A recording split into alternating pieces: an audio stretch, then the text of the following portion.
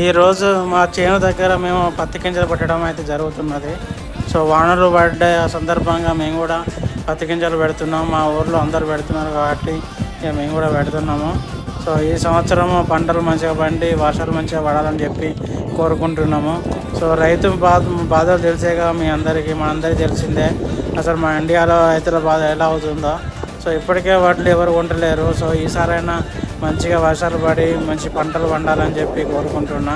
So చూడండి ఈ పత్తి గింజలు ఎలా పెడుతున్నారో.